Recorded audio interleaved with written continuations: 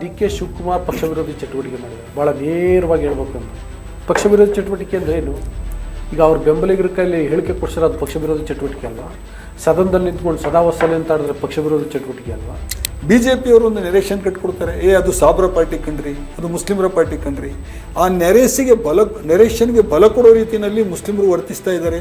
ಎಲ್ಲರ ಪೊಲಿಟಿಕಲ್ ರ್ಯಾಲಿಗಳಲ್ಲಿ ಮುಸ್ಲಿಮರೇ ಎದುರುಗಡೆ ಟೋಪಿ ಹಾಕ್ಕೊಂಡು ಓಡಾಡಿಕೊಂಡು ಫ್ಲಾಗ್ ಹಿಡ್ಕೊಂಡು ಕಾಂಗ್ರೆಸ್ ಅಂದರೆ ಮುಸ್ಲಿಮರ ಪಾರ್ಟಿ ಅನ್ನೋ ಥರದ ಏನು ಒಂದು ರಾಂಗ್ ನೆರೇಷನ್ BJP-ಯವರು ಹೇಳ್ತಾ ಇದ್ದಾರೆ, ಅದನ್ನು ಸಮರ್ಥಿಸೋ ರೀತಿಯಲ್ಲಿ ಇವರು ಕೂಡ ವರ್ತಿಸ್ತಾ ಇದ್ದಾರೆ.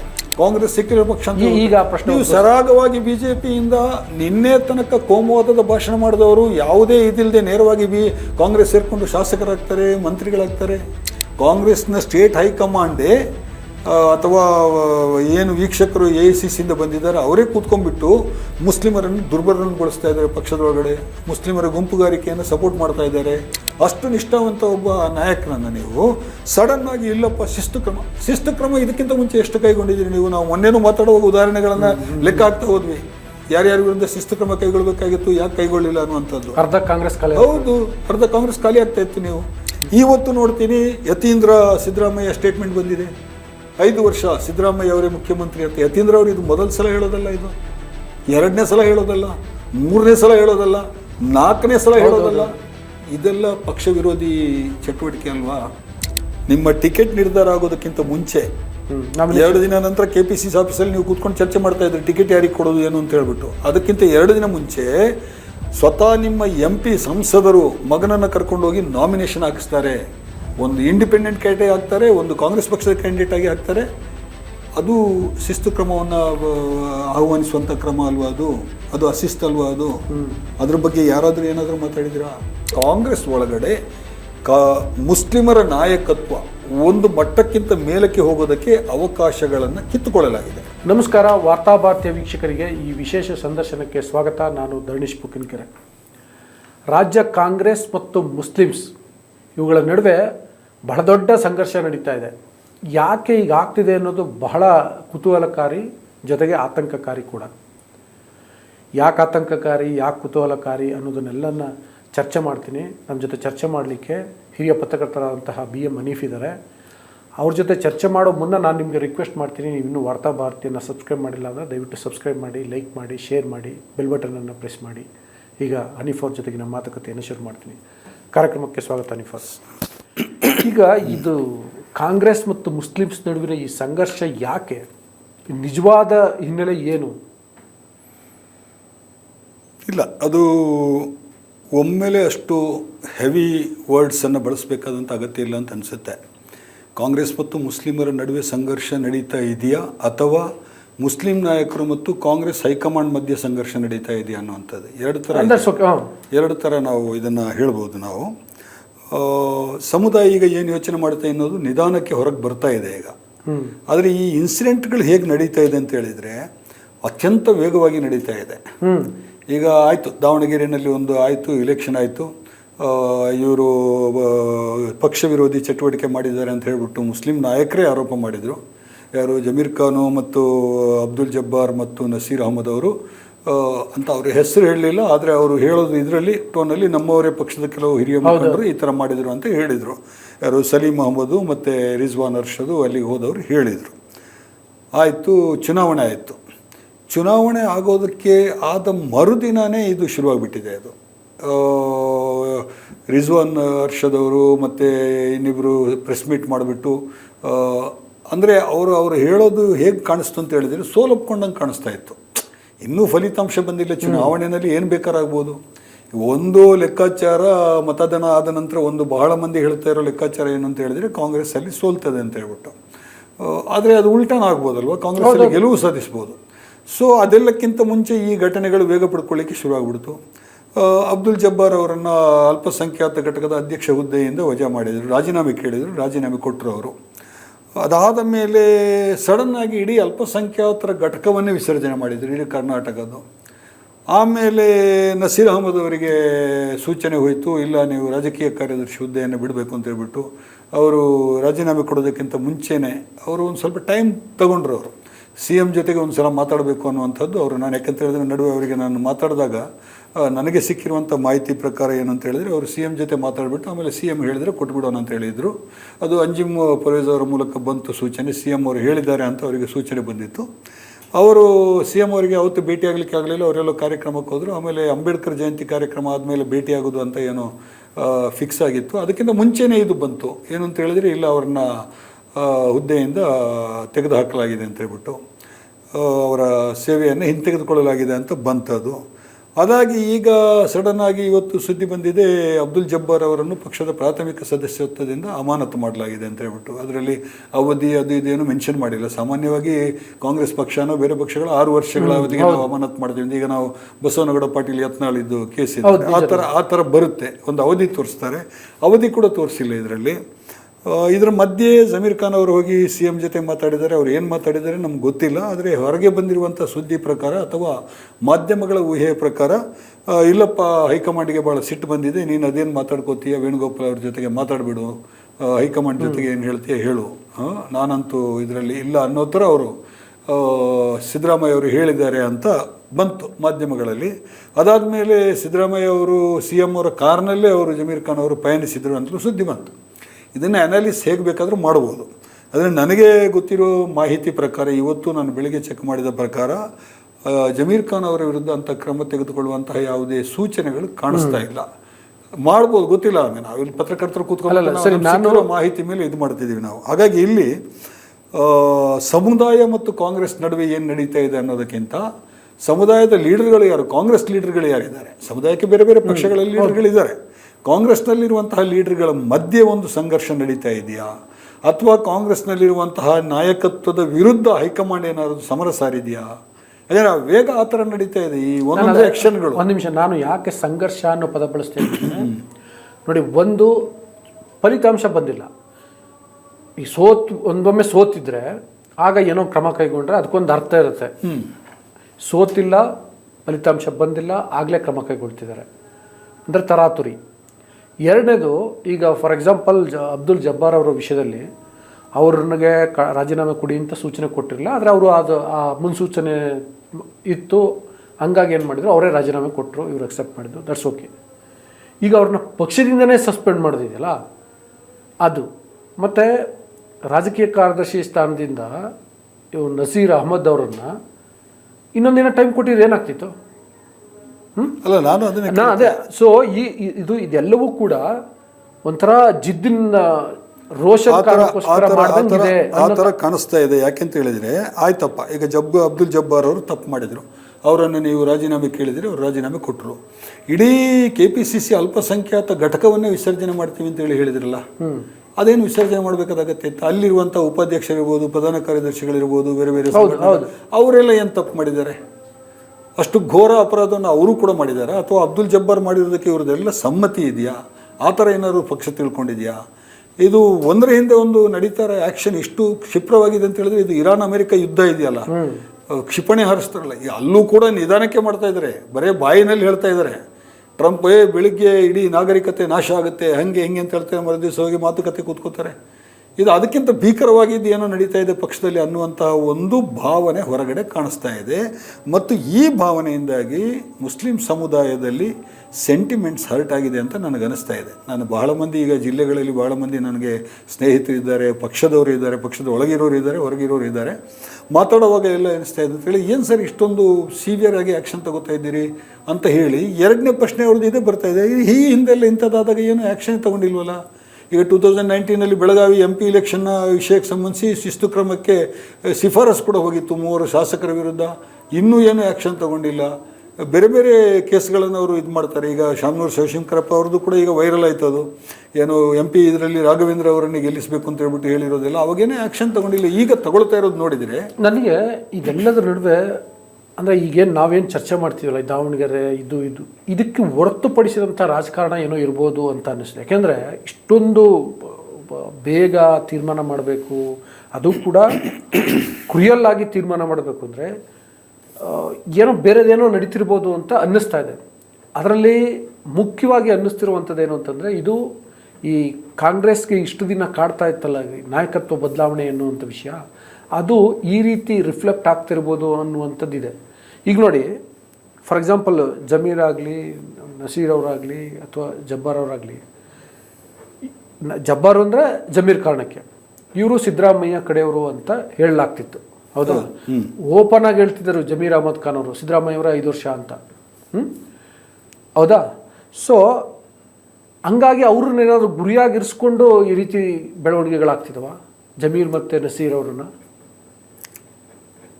ಇಲ್ಲ, ಅದು ಅನಾಲಿಸಿಸ್ ಮಾಡುವಾಗ ಕೆಲವರು ಮಾಡಿರೋದು ನಾನು ಗಮನಿಸಿದ್ದೀನಿ.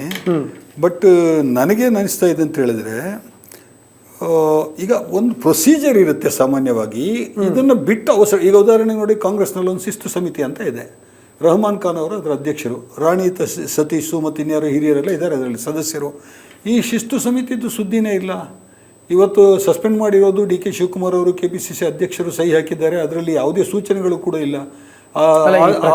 ಶಿಸ್ತು ಸಮಿತಿಗೆ ಹೋಗಿರಲಿಲ್ಲ. ಹಾಂ, ಅಂದರೆ ಹೋಗಿಲ್ಲ ಅಂದರೆ ಹಾಗಿದ್ರೆ ಶಿಸ್ತು ಸಮಿತಿ ಯಾಕಿದೆ? ಹಾಗಿದ್ರೆ ಇಷ್ಟೊಂದು ಅವಸರವಾಗಿ ಇಷ್ಟೊಂದು ಕ್ರಮಗಳನ್ನು ಒಂದರ ಹಿಂದೊಂದು ಕ್ರಮಗಳನ್ನು ಕೈಗೊಳ್ಳಬೇಕಾದ ಅಗತ್ಯ ಇದೆಯಾ? ಉದ್ದೇಶ ಏನು ಅಂತ ಹೇಳಿದ್ರೆ, ಈಗ ನನ್ನ ಪ್ರಕಾರ ಹೌದು, ಶಿಸ್ತು ಬೇಕು ಪಕ್ಷದಲ್ಲಿ, ಡಿ ಕೆ ಶಿವಕುಮಾರ್ ಹೇಳ್ತಾ ಇರೋದು ಸರಿ ಇದೆ. ಆ ಶಿಸ್ತನ್ನು ಪಾಲನೆ ಮಾಡೋದಕ್ಕೆ ಯಾವ ಥರದ ಆ್ಯಕ್ಷನ್ ತಗೋಬೇಕು ಅನ್ನೋದಕ್ಕೊಂದು ವಿಧಾನಗಳಿದೆ. ಆ ವಿಧಾನಗಳು ಹಿಂದೆಲ್ಲ ಮಾಡಿದ್ದಾರೆ. ಅದನ್ನು ಹಿಂದೆಲ್ಲ ಇಂಥದ್ದೆಲ್ಲ ಆದಾಗ ನಿಧಾನ ಮಾಡಿ ಅದನ್ನು ಆಮೇಲೆ ಅಲ್ಲೇ ಶಮನ ಮಾಡೋ ಥರ ಮಾಡಿ ಆ ಭಿನ್ನಮತವನ್ನು. ಇದು ಇವರು ಹಿಂಡಸ್ಗಿರಿ ಅವ್ರದ್ದು ಆದಾಗಲೂ ಕೂಡ, ಅಲ್ಲ ಸರಡಗಿ ಅವ್ರದ್ದು ಆದಾಗಲೂ ಕೂಡ, ಇಕ್ಬಾಲ್ ಅಹಮದ್ ಸರಡಗಿ ಅವ್ರದ್ದು ಆದಾಗಲೂ ಕೂಡ ತಕ್ಷಣಕ್ಕೆ ಏನೂ ಆ್ಯಕ್ಷನ್ ತಗೊಳ್ಳಿಲ್ಲ. ನಿಧಾನಕ್ಕೆ ಅದು ಹೌದು, ಪಕ್ಷದೊಳಗಡೆ ಬಂಡಾಯ ಆಗಿದೆ, ಪಕ್ಷದ ಶಾಸಕರು ಕ್ರಾಸ್ ವೋಟ್ ಮಾಡಿದ್ದಾರೆ, ಆದರೆ ಹಿಂದೆ ಭಾಳ ದೊಡ್ಡ ನಾಯಕರಿದ್ದಾರೆ ಅನ್ನೋದೆಲ್ಲ ಎಲ್ರಿಗೂ ಗೊತ್ತಾಗಿತ್ತು. ಆದರೆ ಅದನ್ನು ಸಮಾಧಾನದಿಂದ ಅದನ್ನಲ್ಲಿ ಸಭೆ ಬಗೆಹರಿಸಿದರು. ಹೈಕಮಾಂಡ್ ಬಗೆಹರಿಸ್ಲಿಕ್ಕೆ ನೋಡಬೇಕು, ಹೈಕಮಾಂಡೇ ಉಲ್ಬಣ ಮಾಡ್ಲಿಕ್ಕೆ ನೋಡ್ತಾ ಇದೆಯಾ?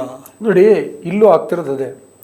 ಇದರೆಲ್ಲದರ ಸೂತ್ರಧಾರಿ ರಣದೀಪ್ ಸಿಂಗ್ ಸುರ್ಜೇವಾಲಾ ಅನ್ನುವಂತಹ ಚರ್ಚೆಗಳು ಕಾಂಗ್ರೆಸ್ ಪಾಳ್ಯದಲ್ಲಿ ನಡೀತಿದ್ದಾವೆ. ಅವ್ರು ಏನು ಮಾಡ್ಬೇಕು ಆ್ಯಕ್ಚುಲಿ? ರಾಜ್ಯ ಕಾಂಗ್ರೆಸ್ ಉಸ್ತುವಾರಿಯಾಗಿ ಇಲ್ಲಿ ನಡೆಯುವಂತಹ ಬೆಳವಣಿಗೆಗಳ ಮೇಲೆ ಗಮನ ಇಟ್ಟು ಯಾವುದು ಸರಿ ಯಾವುದು ತಪ್ಪು ಅಂತ ಅವರು ಸಮಚಿತ್ತದಿಂದ ನಿರ್ಧಾರ ಮಾಡಬೇಕಾಗಿತ್ತು. ಅವರೀಗ ಅವ್ರ ಮೇಲೆ ಒಂದು ಆರೋಪ ಏನು, ಅವರು ಡಿ ಕೆ ಶಿವಕುಮಾರ್ ಅವರ ಪಕ್ಷಪಾತಿ ಅಂತ. ಈಗ ಇದು ಕಾಕತಾಳೀಯ ಇರ್ಬೋದು, ಅವರು ಡಿ ಕೆ ಶಿವಕುಮಾರ್ ಪಕ್ಷಪಾತಿ ಅನ್ನುವಂಥ ಆರೋಪ ಇದೆ. ಕ್ರಮ ಆಗಿರೋದು ಸಿದ್ದರಾಮಯ್ಯ ಅವರ ಬೆಂಬಲಿಗರು, ಆಪ್ತರು ಅಂತ ಇದೆ. ಅದರಿಂದಾಗಿ ನಾನು ಅವಾಗ ಕೇಳಿದ್ದು ಸಮಥಿಂಗ್ ಏನೋ ಬೇರೆ ನಡೀತಿರಬಹುದಾ ಅಂತ.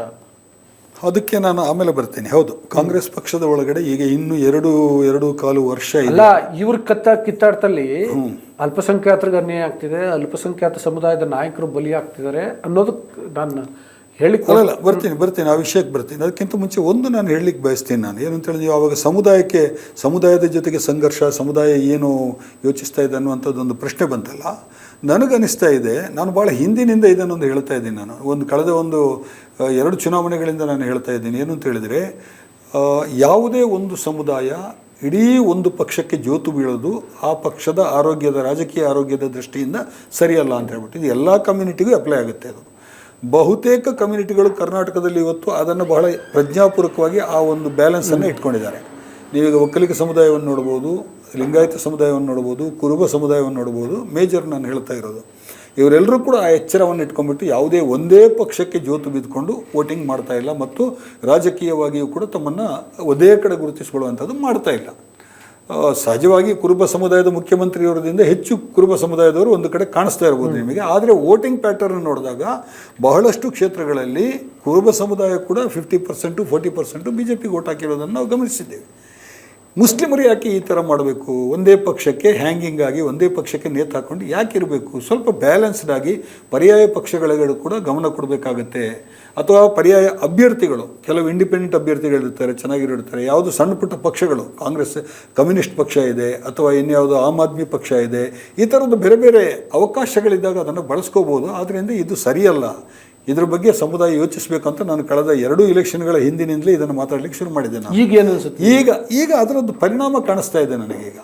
ನಾನು ಒಂದು ಮಾತು ನಡುವಿಲ್ಲ, ಕಳೆದ ಇಲೆಕ್ಷನ್ ಸಂದರ್ಭದಲ್ಲಿ ಒಂದು ಮಾತು ಹೇಳಿದೆ. ನಾನು ಅದನ್ನು ಬೇರೆಯವರು ಬೇರೆ ಥರ ನನ್ನ ಸಹೋದ್ಯೋಗಿಗಳೆಲ್ಲ ವ್ಯಾಖ್ಯಾನ ಮಾಡಿದ್ದಾರೆ. ಅದನ್ನು ನಾನು ಹೇಳಿದೆ, Congress is liability to Muslims,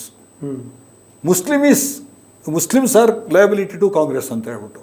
ಇದು ಹೆಂಗಿದೆ ಅಂದರೆ ಈ ವೈರುಧ್ಯ, BJPಯವರು ಒಂದು ನೆರೇಷನ್ ಕಟ್ಕೊಡ್ತಾರೆ, ಅದು ಸಾಬ್ರ ಪಾರ್ಟಿ ಕಣ್ರಿ, ಅದು ಮುಸ್ಲಿಮರ ಪಾರ್ಟಿ ಕಣ್ರಿ. ಆ ನೆರೇಷನ್ಗೆ ಬಲ ಕೊಡೋ ರೀತಿಯಲ್ಲಿ ಮುಸ್ಲಿಮರು ವರ್ತಿಸ್ತಾ ಇದ್ದಾರೆ. ಎಲ್ಲರ ಪೊಲಿಟಿಕಲ್ ರ್ಯಾಲಿಗಳಲ್ಲಿ ಮುಸ್ಲಿಮರೇ ಎದುರುಗಡೆ ಟೋಪಿ ಹಾಕ್ಕೊಂಡು ಓಡಾಡಿಕೊಂಡು ಫ್ಲಾಗ್ ಇಟ್ಕೊಂಡು ಕಾಂಗ್ರೆಸ್ ಅಂದರೆ ಮುಸ್ಲಿಮರ ಪಾರ್ಟಿ ಅನ್ನೋ ಥರದ ಏನು ಒಂದು ರಾಂಗ್ ನರೇಷನ್ ಬಿ ಜೆ ಪಿಯವರು ಹೇಳ್ತಾ ಇದ್ದಾರೆ, ಅದನ್ನು ಸಮರ್ಥಿಸೋ ರೀತಿಯಲ್ಲಿ ಇವರು ಕೂಡ ವರ್ತಿಸ್ತಾ ಇದ್ದಾರೆ ಬಹಳಷ್ಟು ಕಡೆಗಳಲ್ಲಿ. ಇದಕ್ಕೆ ಈ ಕಾರಣಕ್ಕಾಗಿ ನಾನು ಹೇಳಿದ್ದು Muslims are liability to Congress ಅಂತ ಹೇಳ್ಬಿಟ್ಟು. ಯಾಕಂತ ಹೇಳಿದ್ರೆ ಅದರಿಂದಾಗಿ ಕಾಂಗ್ರೆಸ್ನ ಬಹಳ ಕಡೆ ಓಟ್ಗಳನ್ನು ಬಿ ಜೆ ಪಿಯವರು ಕಿತ್ಕೊಳ್ಳಿಕ್ಕೆ ಸಾಧ್ಯ ಆಯಿತು. ಬಹಳಷ್ಟು ಮಂದಿ ಹಿಂದೂ ಸಮುದಾಯದ ವೋಟರ್ಸಿಗೆ ಹೌದಪ್ಪ ಇವರು ಬಿಜೆಪಿ ಸತ್ಯ ಅಂತ ಅನ್ಸ್ಲಿಕ್ಕೆ ಶುರು ಆಗ್ಬಿಡ್ತು. ಓಕೆ, ಮುಸ್ಲಿಮ್ಸ್ಗೆ ಬಿಡಿ, ಕಾಂಗ್ರೆಸ್ ಬಿಡಿ, ಅದು ಪಕ್ಷಕ್ಕಿಂತ ಒಂದು ಸಮುದಾಯ ಭಾಳ ಮುಖ್ಯ. ಹಂಗಾಗಿ ನಾನು ಈ ಪ್ರಶ್ನೆ ಕೇಳ್ತೀನಿ, ಈ ಮುಸ್ಲಿಂ ಸಮುದಾಯಕ್ಕೆ ಪರ್ಯಾಯ ಏನಿದೆ? ಇಲ್ಲ, ಪರ್ಯಾಯ ಈಗ ಸದ್ಯಕ್ಕಂತೂ ಇಲ್ಲ. ಒಂದು ಕಾಲದಲ್ಲಿ JDS ಇತ್ತು, ಅದು ಮುಸ್ಲಿಮರದ್ದು ಒಂದು ಸ್ವಯಂಕೃತ ಅಪರಾಧ ಇದೆ. ಅದೇ ರೀತಿ ಪಾರ್ಟಿದ್ದು ಕೂಡ JDS ಇದ್ದು ಕೂಡ ಇದಿದೆ, ಅದರಲ್ಲಿ ತಪ್ಪಿದೆ. ಅದರಲ್ಲಿ ಅದು ಒಂದಿದ್ದಂತಹ ಒಂದು ಆಪ್ಷನನ್ನು ಕಳ್ಕೊಂಡ್ರು ಮುಸ್ಲಿಮರು.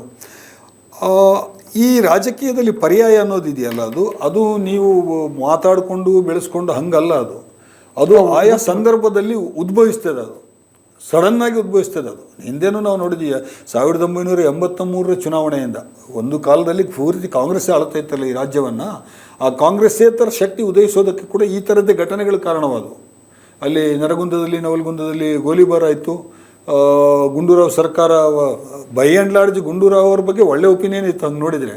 ಬಟ್ ಸಡನ್ನಾಗಿ ಅದು ಆಯ್ತದು, ಫಾರ್ಮೇಷನ್ ಆಯ್ತದು. ಆಮೇಲೆ ಜನತಾದಳ ಡಿವೈಡ್ ಆದಾಗಲೂ ಕೂಡ ಇದೇ ಥರ ಆಗ್ತಾ ಹೋಯಿತು. JDU ಮತ್ತು JDS ಆದಾಗಲೂ ಕೂಡ ಇದೇ ಥರ ಆಗ್ತದೆ. ಅದು ಆ ಸಂದರ್ಭದಲ್ಲಿ ಉದ್ಭವಿಸ್ತದೆ ಅಂತಹ ಒಂದು ಸಂದರ್ಭ ಇವತ್ತು ಉಂಟಾಗಿದೆ ಅಂತ ಹೇಳಿ ನನಗೆ ಅನಿಸ್ತಾ ಇದೆ.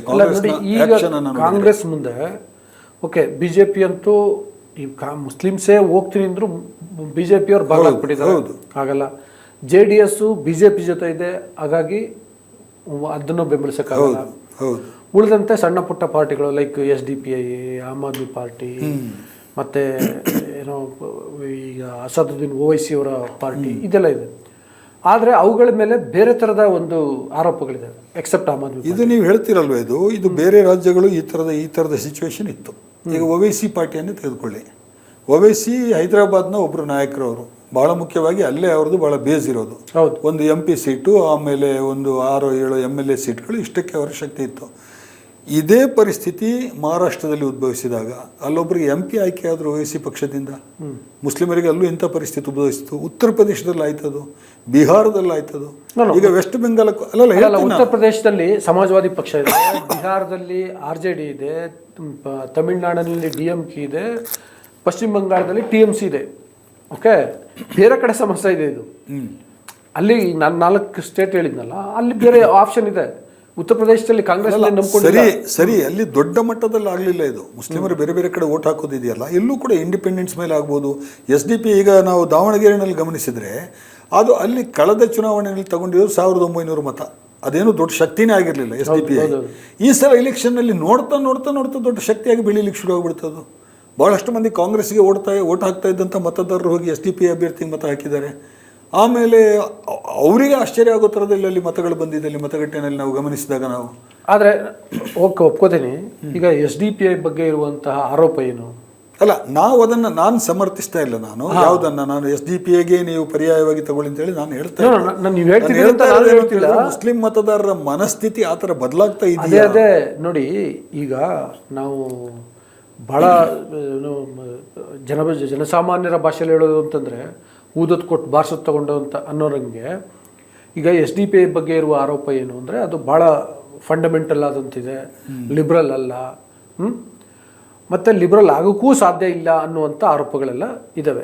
ಇಲ್ಲ, ಯಾವುದೇ ಒಂದು ಪೊಲಿಟಿಕಲ್ ಪಾರ್ಟಿ SDP ಚರ್ಚೆ ತಗೊಳ್ಳೋಣ ನಾವು, ಅದರಲ್ಲೇನು ಮಚ್ಚಿಮರೆ ಮಾಡುವಂಥದ್ದೇನಿಲ್ಲ. PFI ಅಂತ ಒಂದು ಸಂಘಟನೆ ಇತ್ತು, ಅದರ ಮೇಲೆ ಬಹಳಷ್ಟು ಕೇಸುಗಳೆಲ್ಲ ಬಿದ್ದವು, ಕೊಲೆ ಪ್ರಕರಣಗಳದು, ಇದರಲ್ಲೆಲ್ಲ ಅವರು ಭಾಗಿಯಾಗಿರೋದೆಲ್ಲ ಬಂತು. PFIಗೆ SDPI ಜೊತೆಗೆ ನಂಟಿದೆ. ಈಗ BJP ಅವರು ಹೇಳೋ ಪ್ರಕಾರ ಬಹುತೇಕ PFIನಲ್ಲಿದ್ದ ಬಹಳಷ್ಟು ಮಂದಿ ಕೂಡ SDPIನಲ್ಲಿ ಇದ್ದಾರೆ ಅನ್ನುವಂಥದ್ದು ಈ ಥರದ ನರೇಷನ್ ಬಂತು. ನಾವೆಲ್ಲರೂ ಕೂಡ ನಾನು ಕೂಡ ಹೇಳಿದ್ದೀನಿ ಇದನ್ನು. SDPI ಅವರಿಗೆ ಅವರ ಒಂದು ಮೈಸೂರಿನಲ್ಲಿ ಒಂದು ಸಭೆಗೆ ನನಗೆ ಕರೆದಾಗ ನಾನು ಬರೋದಿಲ್ಲ ಅಂತ ಹೇಳಿದೆ. ಇಲ್ಲ, ದೇವನೂರು ಮಹದೇವ್ ಅವರಿದ್ದಾರೆ, ನೀವು ಬರಬೇಕು, ನೀವಿಬ್ಬರೇ ಗೆಸ್ಟ್ ಅಂತ ಹೇಳಿದ್ರು. ನಾನು ಹೋಗಿದ್ದೆ. ಆ ಸಭೆಯಲ್ಲೇ ನಾನು ಹೇಳಿದೆ, ಇದು ಲಾಂಗ್ ಬ್ಯಾಕ್, SDP ಇಲ್ಲಿ ಉದಯಿಸೋದಕ್ಕಿಂತ ಮುಂಚೆ ಇದು ಮೊದಲ ಸಭೆ. ಅದು ಆವಾಗ ಶರೀಫ್ ಅವರು ಅಧ್ಯಕ್ಷರಾಗಿದ್ರು, ಅವಾಗ ರಾಜ್ಯ ಅಧ್ಯಕ್ಷರಾಗಿದ್ರು ಅವರು. ಈಗ ಅಬ್ದುಲ್ ಮಜೀದ್ ಇವರೆಲ್ಲ ಬಂದಿರಲಿಲ್ಲ ಅವಾಗ. ಆವಾಗ ನಾನು ಹೇಳಿದ್ದೆ ಅವರಿಗೆ, ನೋಡಿ ಮುಸ್ಲಿಮರದ್ದೇ ಒಂದು ಪಕ್ಷ ಅಂತ ಹೇಳಿ ನೀವು ಕಟ್ತೀರಿ ಅಂತ ಹೇಳಿ ಆದರೆ ರಾಜಕೀಯದಲ್ಲಿ ಇದು ಮುಸ್ಲಿಂ ಸಮುದಾಯಕ್ಕೆ ಬೂಮರ್ಯಾಂಗ್ ಆಗುತ್ತೆ, ತಿರುಗುಬಾಣ ಆಗುತ್ತೆ, ಇದರ ಹೊಡೆತ ಮುಸ್ಲಿಂ ಸಮುದಾಯದ ಮೇಲೆ ಬೀಳುತ್ತೆ, ಇದು ಸರಿಯಲ್ಲ, ಇದು ನಿಮ್ಮ ಪಕ್ಷದ ಸ್ವರೂಪ ಸರಿಯಿಲ್ಲ, ನೀವು ಬ್ರಾಡ್ ಬೇಸ್ಡ್ ಆಗಿ ಅಹಿಂದ ವರ್ಗದವರನ್ನು ನೀವು ತಲುಪ್ತೀರಿ ಅಂತ ಹೇಳಿ ಆದರೆ, ಎಲ್ಲರನ್ನು ಒಟ್ಟು ಸೇರಿಸ್ತೀನಿ ಅಂತ ಹೇಳಿ ಆದರೆ ಅದು ಸರಿಯಾದಂಥ ವಿಧಾನ ಅಂತ ಹೇಳ್ಬಿಟ್ಟು ನಾನು ನೇರವಾಗಿ ಹೇಳಿದ್ದೆ. ನಾನು ಆ ಒಪಿನಿಯನ್ ಈಗಲೂ ನನ್ನ ಹತ್ರ ಇದೆ ಅದು. ಆದರೆ ನಾನು ಹೇಳ್ತಾ ಇರೋದು ಪರಿಸ್ಥಿತಿ ಹೇಗೆ ಬದಲಾಗ್ತಾ ಇದೆ ನೋಡಿ. ಈಗ ಉದಾಹರಣೆಗೆ ತಮಿಳ್ನಾಡಿನಲ್ಲಿ DMK ಕಾಂಗ್ರೆಸ್ಸು ಎಲ್ಲ ಒಟ್ಟಿಗೆ ಇದೆಯಲ್ವಾ, ಒಂದು ಅಲಯನ್ಸ್ ಮಾಡ್ಕೊಂಡಿದ್ದಾರಲ್ವ ತಮಿಳ್ನಾಡು ಚುನಾವಣೆಗೆ. ಅಲ್ಲಿ SDP ಕೂಡ ಇದೆಯಲ್ವಾ ಅಲಯನ್ಸ್ನಲ್ಲಿ. ಹಾಗಿದ್ರೆ ಇದು ಅಸ್ಪೃಶ್ಯ ಅಂತೇಳಿ ಆದರೆ ಕಾಂಗ್ರೆಸ್ಸಿಗೆ ಅಲ್ಲಿ ಆ ಒಕ್ಕೂಟದಲ್ಲಿ ಚರ್ಚೆ ಆಗಬೇಕಾಗಿತ್ತಲ್ವಾ. ಅಂದರೆ ಯಾವುದೇ ಒಂದು ರಾಜಕೀಯ ಪಕ್ಷ, ನಾನು SDP ಅವರಿಗೆ ಇದನ್ನು ಕೂಡ ಹೇಳಿದೆ, ನೀವು ಸ್ಟ್ರೀಟ್ ಫೈಟರ್ಸ್ ಆಗಿ ಉಳಿದುಕೊಂಡ್ರೆ ಕಷ್ಟ ಆಗುತ್ತೆ. ಯಾವುದೇ ರಾಜಕೀಯ ಪಕ್ಷ ಬರೀ ಸ್ಟ್ರೀಟ್ ಫೈಟಿಂಗ್ ಮಾಡೋದಲ್ಲ, ಸಾಂವಿಧಾನಿಕ ಚೌಕಟ್ಟಿನೊಳಗಡೆ ಏನು ಸಂಸದೀಯ ವ್ಯವಸ್ಥೆ ಇದೆ ಅದರ ಒಳಗಡೆ ನೀವು ಪ್ರವೇಶ ಮಾಡಬೇಕು. ಯಾರಾದರೂ ಒಬ್ಬರಾದರೂ ಒಳಗಡೆ ಹೋಗಬೇಕು, ನೀವು ಒಬ್ಬ ಶಾಸಕರಾಗಬೇಕು. ಆವಾಗ ನಿಮ್ಮ ಪಕ್ಷದಲ್ಲೂ ಸುಧಾರಣೆ ಆಗುತ್ತೆ. ಆಮೇಲೆ ನಿಮ್ಮ ಪಕ್ಷ ಬೇರೆ ಥರದ ಪಕ್ಷಗಳ ಥರ ಉದಾರವಾದಿ ಚೌಕಟ್ಟಿಗೆ ಬರುತ್ತೆ. ಅದರ ಸಲುವಾಗಿ ನೀವು ಬೇರೆ ಪಕ್ಷಗಳ ಜೊತೆಗೆ ನೀವು ಹೊಂದಾಣಿಕೆ ಮಾಡ್ಕೋಬೇಕು ಅನ್ನುವಂಥ ಪ್ರಶ್ನೆ, ಅದನ್ನು ಕೂಡ ನಾನು ಅವಾಗ ಅವರಿಗೆ ನನ್ನ ಹತ್ರ ಬಂದು ಕೇಳಿದಾಗ ಹೇಳಿದ್ದೆ ನಾನು ಅದನ್ನು. ಆವಾಗ 2004 KPCC ಅಧ್ಯಕ್ಷರಾಗಿ ಡಾಕ್ಟರ್ ಪರಮೇಶ್ವರ್ ಇದ್ದರು. ಆವಾಗ ಕಾಂಗ್ರೆಸ್ಸಿಗೆ ಸ್ಥಿತಿ ಭಾಳ ಕಠಿಣ ಇತ್ತು ಆವಾಗ ಚುನಾವಣೆಯನ್ನು ಗೆಲ್ಲೋದು. ಆಗ ಒಂದು ಸಂದರ್ಭದಲ್ಲಿ SDP ಜೊತೆಗೆ ಒಂದು ಅಂಡರ್ಸ್ಟ್ಯಾಂಡಿಂಗ್ ಬರ್ಬೋದಾ, ಒಳಗಡೆಯಿಂದ ಹೊಂದಾಣಿಕೆ ಮಾಡ್ಕೋಬೋದಾ ಅನ್ನುವಂಥ ಮಾತು ಕೂಡ ಚರ್ಚೆಗೆ ಬಂದಿತ್ತು. ಅಲ್ಲಿ ಕಾಂಗ್ರೆಸ್ನ ಕೆಲವು ನಾಯಕರು ಈ ಚರ್ಚೆಯನ್ನು ಎಬ್ಸಿದ್ರು ಆವಾಗ, ಈ ಥರ ಮಾಡಬೇಕಾಗತ್ತೆ ಅಂತ ಹೇಳ್ಬಿಟ್ಟು. ಅಂದರೆ ಒಂದು ರಾಜಕೀಯ ಪರಿಸರ ಹೇಗೆ ಬದಲಾಗ್ತಾ ಹೋಗುತ್ತೆ, ಒಂದು ಸಮುದಾಯ ಟಾರ್ಗೆಟ್ ಆಗ್ತಾ ಹೋಗುತ್ತೆ, ಆವಾಗ ಇಂತಹ ಪಕ್ಷಗಳು ಕೂಡ ಮೇಲೆದ್ದು ಬರ್ತವೆ. ನಾನು ದಾವಣಗೆರೆಯಲ್ಲಿ ಅಬ್ಸರ್ವ್ ಮಾಡಿದ್ದು ಅದನ್ನು ನಾನು. ಇವರು 2000 ಒಂದು ಒಳ್ಳೆ ಪಕ್ಷ ಉದ್ಭವಿಸಿದ್ರೆ ದಟ್ಸ್ ಫೈನ್, ಅದು SDP ಇರಲಿ ಇನ್ನೊಂದಿರಲಿ ಯಾವುದಾದ್ರಲ್ಲಿ. ಈಗ ಯಾವುದೋ KRS ಪಕ್ಷ ಅಂತಂದಿದೆ, ಆಮ್ ಆದ್ಮಿ ಪಕ್ಷ ಅಂತ ಬೇರೆ ಯಾವುದೇ ಇರ್ಬೋದು, ಅದು ಆ ಪಕ್ಷದ ಸ್ವರೂಪ ಸರಿ ಇರಬೇಕಷ್ಟೆ. ಅದು ಜಾತ್ಯತೀತ ಸಿದ್ಧಾಂತಕ್ಕೆ ತಕ್ಕನಾಗಿರ್ಬೋದು. ಈ ದೇಶದ ಸಂವಿಧಾನವೇ ನಮಗೆ ಶ್ರೇಷ್ಠ ಅನ್ನೋ ರೀತಿ ಇದ್ರೆ ಫೈನ್, ಸರಿ. ಬಟ್ SDP ಅಂತ ಯಾವ ಲಕ್ಷಣವೂ ಇಲ್ಲಲ್ಲ. ನೀವು ಆಮ್ ಆದ್ಮಿ ಪಕ್ಷದ ಬಗ್ಗೆ ಹೇಳಿದ್ರಿ. ಗುಜರಾತ್ನಲ್ಲಿ ಆಮ್ ಆದ್ಮಿ ಪಕ್ಷ ಗುಜರಾತ್ ಪ್ರವೇಶ ಮಾಡಿತು. ಕಾಂಗ್ರೆಸ್ ಇದ್ದು ವೋಟಿಗೆ ಬಹಳ ಬಲವಾದ ಏಟು ಕೊಟ್ಟು 12% ಮತ ಗಳಿಸಿದ್ರು ಆಮ್ ಆದ್ಮಿಯವರ ಎಲೆಕ್ಷನ್ನಲ್ಲಿ. ಹೇಗೆ ಸಾಧ್ಯ ಆಯ್ತು ಅದು?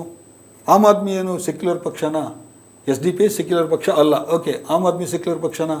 ಕಾಂಗ್ರೆಸ್ ಸೆಕ್ಯುಲರ್ ಪಕ್ಷನಾ?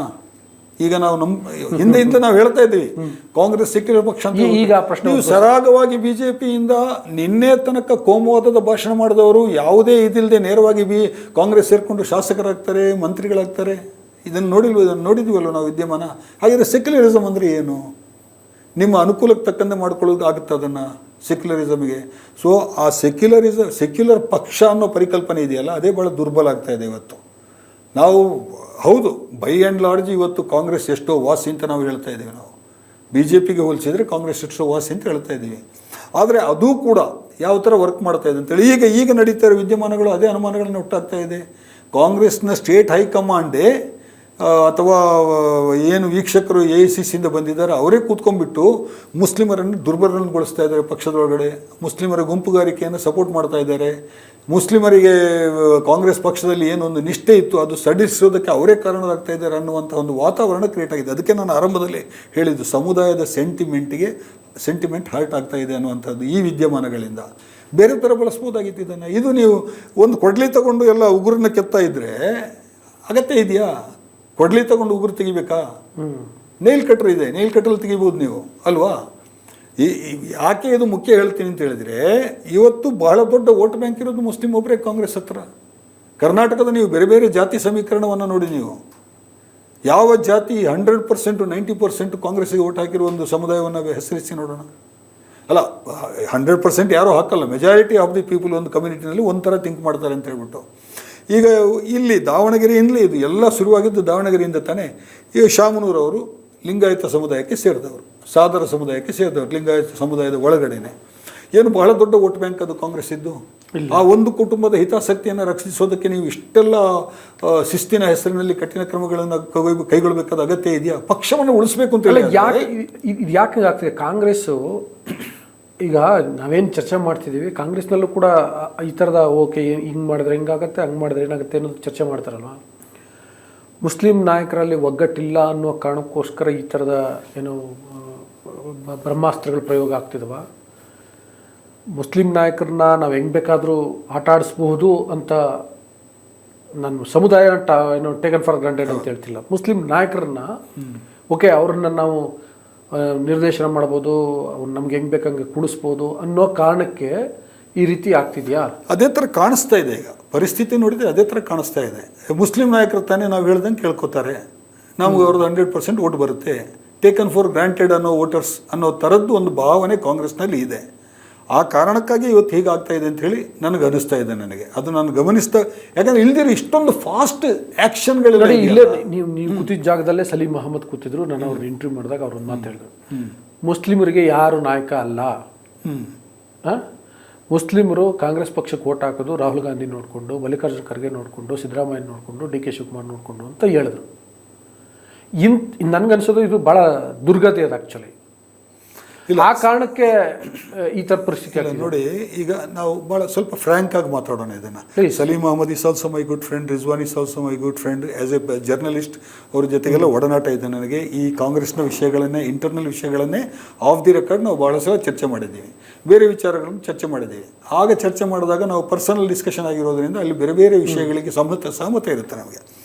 ಕಾಂಗ್ರೆಸ್ನಲ್ಲಿ ಇವತ್ತು ಸಹಜವಾಗಿ ಎಲ್ಲರೂ ಹೇಳ್ತಾ ಇರೋದು ಒಂದು ಹೆಸರು ಜಮೀರ್ ಖಾನ್ ಇದ್ದು. ಜಮೀರ್ ಖಾನ್ ಏನು ಏಕಾಏಕಿ ವಿದ್ವಹಿಸಿದ್ರೆ ಕಾಂಗ್ರೆಸ್ನಲ್ಲಿ ಅಲ್ಲ, ಓವರ್ ದಿ ಇಯರ್ಸ್ ಆ ಥರದ ಲೀಡರ್ಶಿಪ್ಪನ್ನು, ಜನಪ್ರಿಯತೆಯನ್ನು ಪಡ್ಕೊಳ್ತಾ ಹೋದರು. ಅವರಿಗೆ ಅವಕಾಶಗಳನ್ನು ಕೊಡ್ತಾ ಹೋದರು. ಕೊಟ್ಟ ಅವಕಾಶಗಳನ್ನು ಅವ್ರು ಚೆನ್ನಾಗಿ ಬಳಸ್ಕೊಂಡ್ರು. ಅವರು ಬಂದಿರುವ ಸಂದರ್ಭ ಕೂಡ ಕಾಂಗ್ರೆಸ್ಗೆ ಯಾವಾಗ ನೋಡಿ, ಅಲ್ಲಿ BM ಫಾರೂಕ್ ಅವರಿಗೆ ರಾಜ್ಯಸಭಾ ಮೆಂಬರ್ ಮಾಡಬೇಕು ಅಂತ ಹೇಳಿ ದೇವೇಗೌಡರು ಹೊರಟಾಗ ಇವರು 7 ಮಂದಿ ಇನ್ಕ್ಲೂಡಿಂಗ್ ಜಮೀರ್ ಖಾನ್ ಅಲ್ವಾ, ಇಲ್ಲಿಂದ ಆ ಕಡೆಗೆ ಹೋಗಿ ಕ್ರಾಸ್ ವೋಟಿಂಗ್ ಮಾಡಿ ಅಲ್ಲಿಂದಲೇ ಶುರುವಾಗಿದ್ದದು. ಅವರು ಬಂದ ನಂತರ ಇವತ್ತು ಹೇಗೆ ಬೆಳೆದ್ರು ಅಂತ ಹೇಳಿದರೆ, ಅವರು ಮಾಸ್ ಲೀಡರ್ ಅಂತ ಹೇಗೆ ರೂಪುಕೊಂಡ್ರು ಅಂತ ಹೇಳಿದರೆ, ಅದಕ್ಕೆ ಅವರ ಹಿಂದೆ ಅವರ ಶ್ರಮ ಇದೆ ಮತ್ತು ಅವರದೇ ಆದಂಥ ಒಂದು ವಿಧಾನ ಇದೆ. ಅದು ಸಲೀಂ ಅಹಮದ್ ಎಷ್ಟು ವರ್ಷಗಳಿಂದ ಕಾಂಗ್ರೆಸ್ನಲ್ಲಿದ್ದಾರೆ? ಅವ್ರು ಹೇಳ್ಕೊಳ್ಳೋ ಪ್ರಕಾರ 45 ವರ್ಷ. ಹೌದು. ಮಾಸ್ ಲೀಡರ್ ಆಗಿ ಜಮೀರ್ ಖಾನ್ ಥರ ಪಾಪ್ಯುಲಾರಿಟಿ ಗಳಿಸಿದ್ದಾರಾ? ಇದರಲ್ಲಿ ಒಬ್ಬರು ದೊಡ್ಡವರು ಅಂತ ಹೇಳ್ತಾ ಇಲ್ಲ ಅಲ್ವಾ. ರಿಜ್ವಾನ್ ಅರ್ಷದ್ ಅವರು ಕೂಡ ಅಂಥ ದೊಡ್ಡ ಮಾಸ್ ಲೀಡರ್ ಅಂತ ಇವತ್ತೇನಾದರೂ ಇಮೇಜ್ ಏನಾದರೂ ಬಿಲ್ಡ್ ಆಗಿದೆಯಾ ಮುಸ್ಲಿಂ ಸಮುದಾಯದೊಳಗೆ? ಜಮೀರ್ ಖಾನ್ಗೆ ಯಾಕೆ ಆಯಿತು? ನಸೀರ್ ಅಹಮದ್ ಅವರು ವಹಿಸ್ತಾ ಇರುವಂಥ ರೋಲ್ ಬಹಳ ಮಂದಿ ಹೊರಗಡೆ ಗೊತ್ತಿಲ್ಲ. ಅವರು ಸಮುದಾಯ ಮತ್ತು ಪಕ್ಷದ ನಡುವಿನ ಬಹಳಷ್ಟು ಸಮಸ್ಯೆಗಳನ್ನು ಅವರು ಬಗೆಹರಿಸಿದ್ದಾರೆ ಒಳಗಡೆ ಕೂತ್ಕೊಂಡು. ನನಗೆ ಗೊತ್ತಿದೆ ಅದು.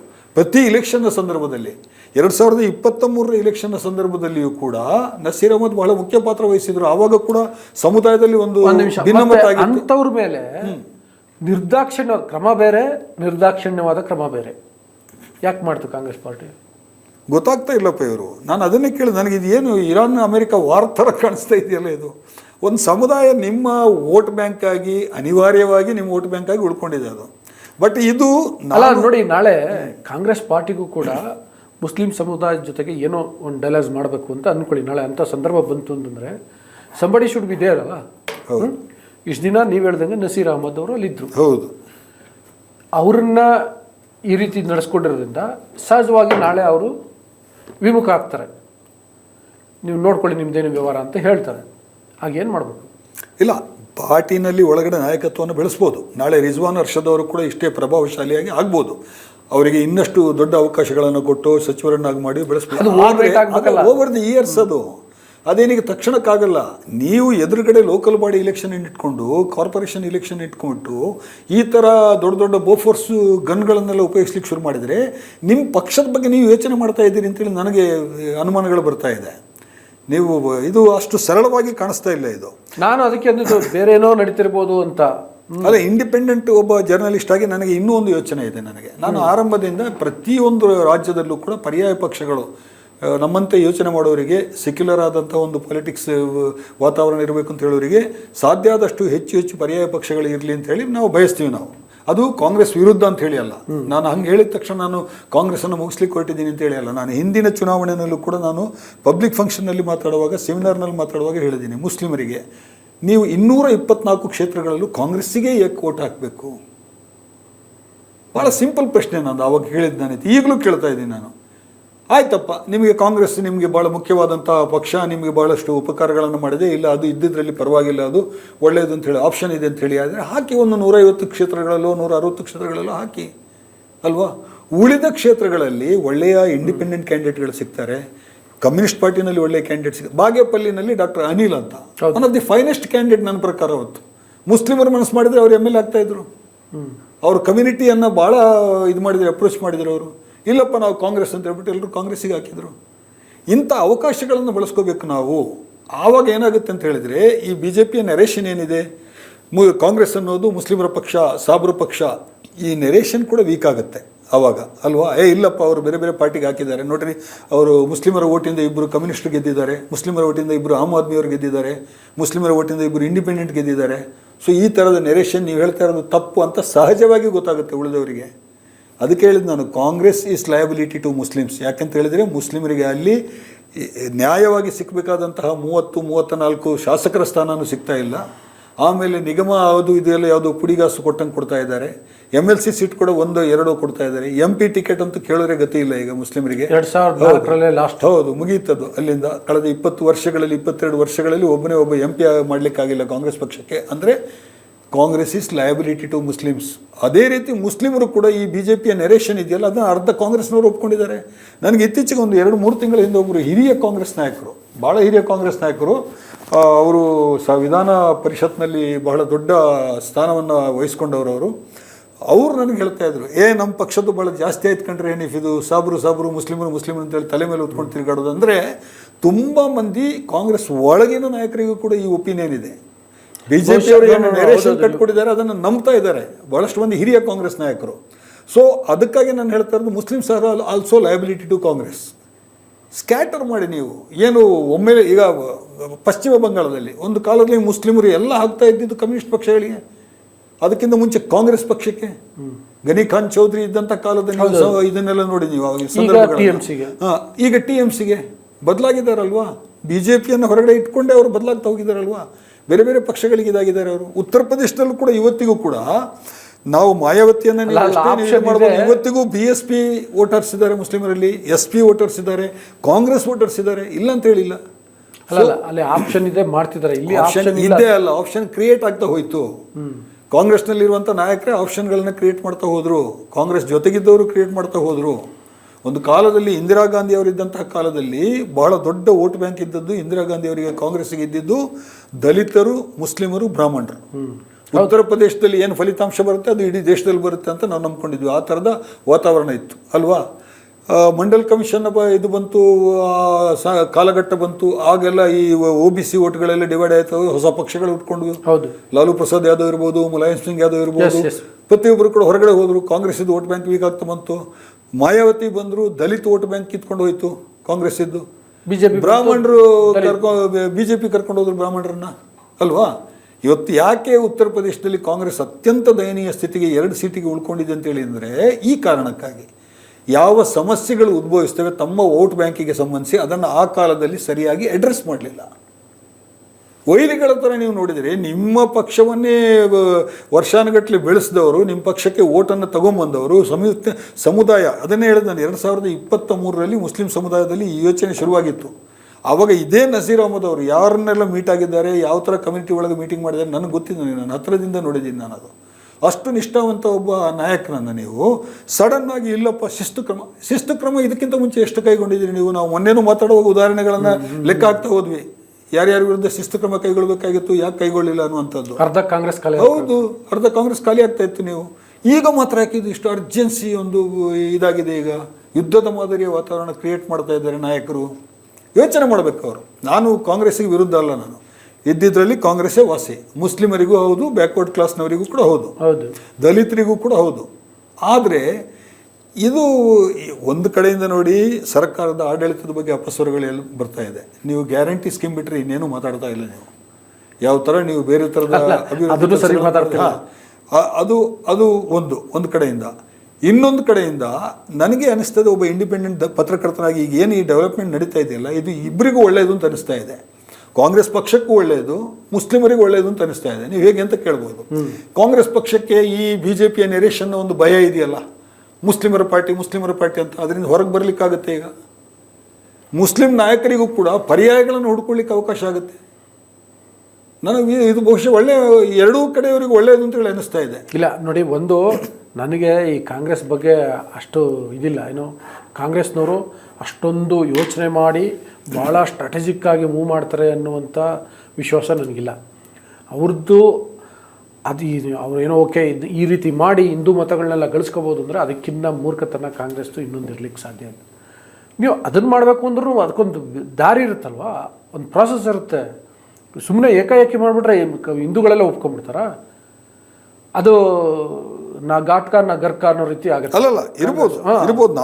ನಾನು ಯಾವಾಗಲೂ ಸ್ವಲ್ಪ, ಈಗ ನಾವೆಲ್ಲ ಲೋಹಿ ಐಡಿಯಾಲಜಿಯಿಂದ ಪ್ರಭಾವಿತರಾಗಿ ಬಂದವರು. ಲೋಹಿಯ ಒಂದ್ಸಲ ಹೇಳ್ತಾ ಇದ್ರು, ನಾನು ಕಾಲಕ್ಕಿಂತ 50 ವರ್ಷ ಮುಂದೆ ಹೋಗಿ ನಾನು ಯೋಚನೆ ಮಾಡ್ತಾ ಇದ್ದೀನಿ ಅಂತ ಅನ್ಸುತ್ತೆ, ಅದಕ್ಕೆ ನನಗೀಗ ಎಕ್ಸೆಪ್ಟೆನ್ಸ್ ಸಿಗ್ತಾ ಇಲ್ಲ ಅಂತ ಹೇಳ್ಬಿಟ್ಟು ಅವ್ರು ಒಂದ್ಸಲ ಹೇಳ್ತಾರೆ. ಅವರು ನೆಹರು ಕಾಲದಲ್ಲಿ, ಆಯ್ತಾ, ಅವರೇ ದಿಗ್ವಿಜಯ ಸಾಧಿಸ್ತಾ ಹೋದ್ರು. ಇವರು ಬಹಳ ಮುಖ್ಯವಾದಂಥ ನೆಹರು ವಿರೋಧಿಯಾಗಿದ್ರು ಅವರು, ಸಂಸತ್ತಿನಲ್ಲಿ ಒಳಗೂ ಹೊರಗಡೆನೂ ಕೂಡ. ಹಾಗೆ ನಾನೀಗ ಏನು ಹೇಳ್ತಾ ಇದ್ದೀನಿ, ನಾನು ಇದನ್ನು 10 ವರ್ಷದಿಂದ ಹೇಳ್ತಾ ಇದ್ದೆ, ಕಾಂಗ್ರೆಸ್ಗೆ ನೀವು ಹಗ್ಗ ಹಾಕೋಬಿಡ್ರಪ್ಪ, ಬೇರೆ ಪರ್ಯಾಯಗಳನ್ನು ಹುಡುಕ್ತಾ ಹೋಗಿ, ಕಾಂಗ್ರೆಸ್ ಜೊತೆಗೆ ಇರಿ, ಅದರ ಜೊತೆಗೆ ಹೊಸ ನಾಯಕತ್ವವನ್ನು ಕ್ರಿಯೇಟ್ ಮಾಡ್ತಾ ಹೋಗಿ, ಯಂಗ್ ಜನ್ರೇಷನ್ನ ನಾಯಕತ್ವವನ್ನು ಕ್ರಿಯೇಟ್ ಮಾಡ್ತಾ ಹೋಗಿ. ಕಾಂಗ್ರೆಸ್ ಒಳಗಡೆ ಆಗ್ತಾ ಇಲ್ಲ. ಮೊನ್ನೆನೂ ಕೂಡ ನಾವು ಮಾತಾಡೋದಂಗೆ ಹೇಳಿದ್ರೆ 16 ಜಿಲ್ಲಾ ಪಂಚಾಯತ್ಗಳಲ್ಲಿ ಒಬ್ಬ ಮುಸ್ಲಿಂ ಗೆದ್ದಿಲ್ಲ. 2016ರ ಅಂಕಿಅಂಶಗಳನ್ನು ನೋಡಿದರೆ ನಿಮ್ಗೆ ಗೊತ್ತಾಗುತ್ತೆ. ಅಂದರೆ ಹೊಸ ಜನ್ರೇಷನ್ನ ನಾಯಕರು ಕೂಡ ಬರ್ತಾ ಇಲ್ಲ ಕಾಂಗ್ರೆಸ್ ಪಕ್ಷದ ಒಳಗಡೆ. ಅದು ಪಕ್ಷದ ತಪ್ಪು ಅಂತೇಳಿ ಹೇಳ್ಬೋದು. ನಾನು ಅದಕ್ಕೂ ಹೇಳಿದೆ, ಅದು ಪಕ್ಷದ ಒಳಗಿರುವ ಮುಸ್ಲಿಂ ಸೀನಿಯರ್ ಲೀಡರ್ಗಳ ತಪ್ಪು ಕೂಡ ಇದೆ ಅದರಲ್ಲಿ ಅಂತ ಹೇಳ್ಬಿಟ್ಟು, ನೀವು ಇನ್ನೊಬ್ಬರನ್ನ ಬೆಳೆಸಿಲ್ಲ ಅಂತ ಹೇಳ್ಬಿಟ್ಟು. ಈಗ ಸಲೀಂ ಅಹಮದ್ ಅವರು ಪರ್ಯಾಯ ಆಗ್ತಾರೆ ಜಮೀರ್ ಖಾನಿಗೆ, ಸುಮ್ಮನೆ ನಾವು ಪತ್ರಕರ್ತರಾಗಿ ಯೋಚನೆ ಮಾಡೋಣ ಅಲ್ವಾ? ಯಾಕಂತ ಹೇಳಿದ್ರೆ ಅವರು ಆರಂಭದಿಂದ ಅವ್ರು ಏನು ಮಾಡಿದ್ರು, ಪಕ್ಷದ ಒಳಗಡೆನೆ ಕೂತ್ಕೊಂಡ್ಬಿಟ್ಟು ಅವರು ಹಿಂಬಾಗಿಲಿನಿಂದ MLC ಆಗ್ತಾನೆ. 3 ಟರ್ಮಿಂದನೂ ಕೂಡ ಜನರ ಜೊತೆಗೆ ಇದು ಮಾಡಲಿಕ್ಕೆ ಟ್ರೈ ಮಾಡಿದ್ರು, ಅವ್ರಿಗೆ ಆಗಲಿಲ್ಲ. ಅವರಿಗೆ ಹಾವೇರಿನಲ್ಲಿ ಅವರು ಭಾಳ ಸಾಕಷ್ಟು ಪ್ರಯತ್ನ ಮಾಡಿದ್ರು ಅವರು, ಆದರೆ ಎಕ್ಸೆಪ್ಟೆನ್ಸ್ ಸಿಗಲಿಲ್ಲ ಅಲ್ವಾ? ಅಂದರೆ ಒಬ್ಬ ನಾಯಕ ಉದಿಸೋದು ಕೂಡ ಒಂದು ಪಕ್ಷದ ಒಳಗಡೆ ಅಷ್ಟು ಇದರಲ್ಲಿ ಸುಲಭದಲ್ಲಿ ಉದಿಸೋದಿಲ್ಲ ಅದು. ಸೊ ಈಗ ಈ ಪರಿಸ್ಥಿತಿನಲ್ಲಿ ಬಹಳ ಸಮಾಧಾನದಿಂದ, ತಾಳ್ಮೆಯಿಂದ ಕಾಂಗ್ರೆಸ್ ಹೈಕಮಾಂಡ್ ಯೋಚನೆ ಮಾಡಬೇಕಾಗಿತ್ತು ಅಲ್ವಾ? ಎಲ್ಲರನ್ನು ಕೂರ್ಸ್ ಕರಿಬೇಕು. ಅಲ್ಲಪ್ಪ, ಏನು ಮಾಡ್ಲಿಕ್ಕೆ ಹೊರಟಿದ್ದೀರಿ ನೀವು ಹೀಗೆಲ್ಲ ಮಾಡಿದರೆ ಪಕ್ಷಕ್ಕೆ ತೊಂದರೆ ಆಗುತ್ತೆ, ಪಕ್ಷದ ವೋಟ್ ಬ್ಯಾಂಕಿಗೆ ತೊಂದರೆ ಆಗುತ್ತೆ. ಎರಡೂ ಕಡೆಯವರಿಗೂ ಕೂತ್ಕೊಂಡ್ಬಿಟ್ಟು ಮಾತಾಡ್ಬೋದಾಗಿತ್ತು. ಇವರೇನು ಮಾಡಿದರು, ಕಾಂಗ್ರೆಸ್ ಹೈಕಮಾಂಡು ಇವರನ್ನು ಅವ್ರ ವಿರುದ್ಧ ಎತ್ಕಟ್ಟಿದ್ರು ಅಲ್ವಾ? ಈಗ ನನಗೆ ನಿಮಗೆ ಆಫ್ ದಿ ರೆಕಾರ್ಡ್ ನನಗೆ ಗೊತ್ತಿರೋದು, ಸಮುದಾಯದ ಕೆಲವರು ಇವರೆಲ್ಲರನ್ನೂ ಒಂದು ಕಡೆ ಕೂಡಿಸೋದಕ್ಕೆ ಪ್ರಯತ್ನ ಮಾಡಿದರು. ಮೊನ್ನೆ ಕೂತ್ಕೊಂಡ್ಬಿಟ್ಟು, ಇಲ್ಲ ಇದರಿಂದ ತೊಂದರೆ ಆಗುತ್ತೆ ಸಮುದಾಯಕ್ಕೆ, ಸಮುದಾಯದ ಲೀಡರ್ಶಿಪ್ಪಿಗೆ ತೊಂದರೆ ಆಗುತ್ತೆ, ಪಕ್ಷದ ಒಳಗಡೆ ಇರುವಂಥದ್ದು, ಅಂತಿಮವಾಗಿ ಅದು ಸಮುದಾಯಕ್ಕೆ ತೊಂದರೆ ಆಗೋದು, ಆದ್ದರಿಂದ ಎಲ್ಲರೂ ಕೂತ್ಕೊಂಡು ಮಾತಾಡೋಣ ಅಂತ ಹೇಳ್ಬಿಟ್ಟು ಅವರು ಪ್ರಯತ್ನ ಮಾಡಿದರು. ಪ್ರಯತ್ನ ಮಾಡಿದಾಗ ಒಂದು ಕಡೆಯವರು ಹೇಳಿದರೆ, ಆ್ಯಕ್ಷನ್ಗಳನ್ನೆಲ್ಲ ತಗೊಂಡಾಗಿದೆ ಸ್ವಾಮಿ, ನಾವು ಕೂತ್ಕೊಂಡು ಏನು ಮಾಡೋದು ಅಂತ ಹೇಳ್ಬಿಟ್ಟು. ಈಗ ಸ್ಪಷ್ಟವಾಗಿ 2 ಬಣ ಕಾಣಿಸ್ತಾ ಇದೆ ಈಗ ಯಾರಲ್ಲಿ, ನಾಯಕರಲ್ಲಿ, ಮುಸ್ಲಿಂ ನಾಯಕರಲ್ಲಿ. ಆದರೆ ಮುಸ್ಲಿಂ ಸಮುದಾಯ ಬೇರೆ ಥರ ಯೋಚಿಸ್ತಾ ಇದೆ. ಸಮುದಾಯದ ಸೆಂಟಿಮೆಂಟ್ಸ್ ದಿನೇ ಹರ್ಟ್ ಆಗ್ತದೆ. ಇದಕ್ಕಾಗಿ ನಾವು ಕಾಂಗ್ರೆಸ್ಸಿಗೆ ಓಟ್ ಹಾಕಿದ್ವಾ, ಇದಕ್ಕಾಗಿ ಕಾಂಗ್ರೆಸ್ಸನ್ನು ತಲೆ ಮೇಲೆ ಹೊತ್ಕೊಂಡು ತಿರುಗಾಡ್ತಾ ಇದ್ವಾ ನಾವು ಅನ್ನುವಂಥದ್ದನ್ನು ಹೆಚ್ಚು ಯಂಗ್ಸ್ಟರ್ಸ್ ಯೋಚನೆ ಮಾಡ್ತಾ ಇದ್ದಾರೆ. ನಾನು ಇದನ್ನು ಗಮನಿಸ್ತಾ ಇದ್ದೀನಿ ಬೇರೆ ಜಿಲ್ಲೆಗಳಲ್ಲಿ. ಭಾಳ ದೊಡ್ಡ ಮಟ್ಟದಲ್ಲಿ ಇದು ಯೋಚನೆ ಬರ್ತಾ ಇದೆ. ಅದೇ ಪರ್ಯಾಯಕ್ಕೆ ಕಾರಣ ಆಗ್ಬೋದು. ಈಗ ಉದಾಹರಣೆಗೆ ಕಾರ್ಪೊರೇಷನ್ ಎಲೆಕ್ಷನ್ ನಿಮ್ಮ ಮಂಗಳೂರೇ ತಗೊಳ್ಳಿ. ಮಂಗಳೂರಿನಲ್ಲಿ ಸುಮಾರು 10ರಿಂದ 12 ಸೀಟ್ಗಳಲ್ಲಿ ಮುಸ್ಲಿಮರು ನಿರ್ಣಾಯಕ ಪಾತ್ರ ವಹಿಸ್ತಾರೆ. ಕಾರ್ಪೊರೇಷನ್ನಲ್ಲಿ, ವಾರ್ಡ್ಗಳಲ್ಲಿ ಕಾಂಗ್ರೆಸ್ಸು 6 ಟಿಕೆಟ್ ಕೊಡುತ್ತೆ ಮುಸ್ಲಿಮರಿಗೆ ಅಲ್ವಾ? ಸರಿ, ಮುಸ್ಲಿಮರು ಏನು ಯೋಚನೆ ಮಾಡ್ಬೋದು, ನಾಳೆ ಆಯ್ತಪ್ಪ 6 ಕಾಂಗ್ರೆಸ್ ಅಭ್ಯರ್ಥಿಗಳನ್ನು ಗೆಲ್ಲಿಸ್ಬಿಡೋಣ ನಾವು, ನಮ್ಮ ರಾಜಕೀಯ ಅಸ್ತಿತ್ವದ ಪ್ರಶ್ನೆ, ಅವರು ನಮಗೆ ಇಲ್ಲಿ ಕಮ್ಯುನಿಟಿಯಲ್ಲಿ ಎಲ್ಲ ಕೆಲಸ ಮಾಡಿದ್ದಾರೆ, ಅವ್ರು ಗೆಲ್ಲಿಸ್ಬಿಡೋಣ. ಉಳಿದ 6 ಸೀಟ್ಗಳಲ್ಲಿ ನಾವು ಬೇರೆಯವರನ್ನು ಗೆಲ್ಲಿಸ್ಬೋದಲ್ವಾ? ಯಾವುದೋ ಒಂದು ಕಮ್ಯುನಿಸ್ಟ್ ಪಕ್ಷದ ಅಭ್ಯರ್ಥಿನನ್ನೋ, ಯಾವುದೋ ಪಕ್ಷೇತರನನ್ನೋ, ಇನ್ಯಾವುದೋ SDP, ಈಗಾಗಲೇ 2 SDPಗಳು ಅಲ್ಲಿ ಕಾರ್ಪೊರೇಷನಲ್ಲಿ ಇದು ಸದಸ್ಯರಾಗಿ ಆಯ್ಕೆ ಆಗಿದ್ದಾರೆ, ಚುನಾವಣೆಯಲ್ಲಿ ಗೆದ್ದಿದ್ದಾರೆ ಅವರು ಮುಸ್ಲಿಂ ಬಾಹುಳ್ಯದ ಪ್ರದೇಶದಲ್ಲಿ. ಸೊ ಆ ಥರನೂ ಯೋಚಿಸ್ಬೋದಲ್ವ ಮುಸ್ಲಿಮರು, ಹೊಸ ಪರ್ಯಾಯಗಳನ್ನು ಹುಡುಕ್ಬೋದಲ್ವಾ? ಇದಕ್ಕೆ ಯಾಕೆ ನೀವು ಕಾಂಗ್ರೆಸ್ನವರು ಅವಕಾಶ ಕೊಡ್ತೀರಿ? ಎದುರುಗಡೆ ಲೋಕಲ್ ಬಾಡಿ ಎಲೆಕ್ಷನ್ ಇಟ್ಕೊಂಡ್ಬಿಟ್ಟು, ಆಯ್ತಪ್ಪ ಶಿಸ್ತು ಕ್ರಮನೇ, ಓಕೆ ಫೈನ್, ಎಲ್ಲರ ವಿರುದ್ಧ ನೀವು ಶಿಸ್ತು ಕ್ರಮ ಕೈಗೊಂಡಿದ್ದೀರಾ. ಈ ಕೇಸ್ಗಳನ್ನು ಹೇಳ್ತೀನಿ ನಾನು. ಈಗ ಏನಾಯಿತು, ಪಕ್ಷದ ಮುಖ್ಯಮಂತ್ರಿ ಹುದ್ದೆ ಬದಲಾವಣೆ ಆಗಬೇಕು, DK ಶಿವಕುಮಾರ್ ಅವರು ತಮ್ಮ ಕ್ಲೈಮ್ ಮಂಡಿಸಿದ್ದಾರೆ. ನೀವು ಆ ಪಾಯಿಂಟ್ ಕರೆಕ್ಟಾಗಿ ಹೇಳಿದ್ರಿ ನೀವು. ನಾನು ಅದಕ್ಕೆ ಕೊನೆಗೆ ಬರ್ತೀನಿ ಅಂತ ಹೇಳಿದ್ದಕ್ಕೆ, DK ಶಿವಕುಮಾರ್ ಅವರು ಮುಖ್ಯಮಂತ್ರಿ ಆಗಬೇಕು ಅಂತೇಳಿ ಹೊರಟಿದ್ದಾರೆ. ಅದಕ್ಕೆ ಅವರು ಆದಂಥ ಎಲ್ಲ ಪ್ರಯತ್ನಗಳನ್ನು ಮಾಡ್ತಾ ಇದ್ದಾರೆ. ಅವರು ಅರ್ಹರು ಇದ್ದಾರೆ. ಅವರು ಯಾಕಂತ ಹೇಳಿದ್ರೆ ಪಕ್ಷಕ್ಕಷ್ಟು ದುಡ್ದಿದ್ದಾರೆ. ಅವರು ಪಕ್ಷದ KPCC ಅಧ್ಯಕ್ಷರಾಗಿ ಕೂಡ ಅವರ ಕಾಂಟ್ರಿಬ್ಯೂಷನ್ ಭಾಳ ದೊಡ್ಡದಿದೆ. ಸರಿ, ಈಗ ಮೊನ್ನೆ ಪರಮೇಶ್ವರ್ ಅವರು ಒಂದು ಸ್ಟೇಟ್ಮೆಂಟ್ ಕೊಟ್ಟರು. ಹಿರಿಯ ನಾಯಕರು ಅವರು, ಭಾಳ ಹಿರಿಯ ನಾಯಕರು, ಅವರಿಗೇನು ಯಾರು ಬುದ್ಧಿ ಹೇಳಬೇಕಾಗಿಲ್ಲ ಯಾರು ಅವರಿಗೆ ಅಲ್ವಾ? ಅವರೇ ಉಳಿದವರಿಗೆ ಬುದ್ಧಿ ಹೇಳುವ ಸ್ಥಾನದಲ್ಲಿರೋರು. 5 ವರ್ಷಗಳ ಕಾಲ ಸಿದ್ದರಾಮಯ್ಯ ಅವರೇ ಮುಖ್ಯಮಂತ್ರಿಯಾಗಿ ಮುಂದುವರಿತಾರೆ ಅಂತ ಹೇಳಿದರು. ಆಯಿತಾ?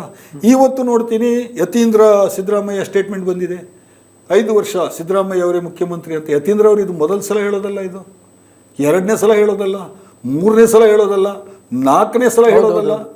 ಇದೆಲ್ಲ ಪಕ್ಷ ವಿರೋಧಿ ಚಟುವಟಿಕೆ ಅಲ್ವಾ? ನೀವು ಭಯಂಕರ ಶಿಸ್ತು ಕಾಪಾಡ್ತೀರಿ ಪಕ್ಷದಲ್ಲಿ ಅಂತ ಹೇಳಿದ್ರೆ ಇವ್ರಿಗೆ ಏನಾದರೂ ಮಾತಾಡಿದ್ದೀರಾ? KPCC ಅಧ್ಯಕ್ಷರು ಏನಾದರೂ ನೋಟಿಸ್ ಕೊಟ್ರಾ?